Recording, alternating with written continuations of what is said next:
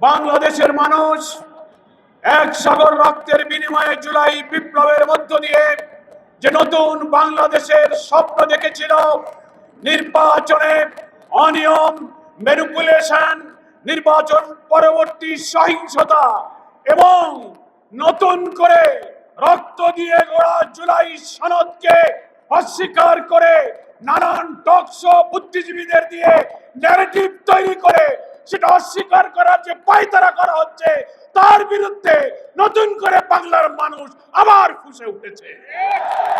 আমরা পরিষ্কার বার্তা দিতে চাই, নির্বাচনে যে অনিয়ম হয়েছে, ফলাফল তৈরিতে, ফলাফল ঘোষণায়, প্রিজাইডিং পোলিংরা যখন ব্যালট গণনা করেছেন, সম্প্রচার হচ্ছে একের এক ফলাফল, হঠাৎ সম্প্রচার বন্ধ করে কি রহস্যের জাল করে বিরোধী দলীয় অর্থাৎ 11 দলীয় ঐক্যের একের পর এক বিজয়ের বার্তাকে থামিয়ে দেওয়া হয়েছে।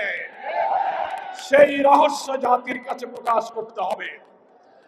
যে সমস্ত আসনে অনিয়মের অভিযোগ নির্বাচন কমিশনে দাখিল করা হয়েছে, নির্বাচন কমিশনকে আমরা বলতে চাই, কোন তালবাহানা না করে অবিলম্বে সেগুলোর সুবিচার এবং নিষ্পত্তি করতে হবে।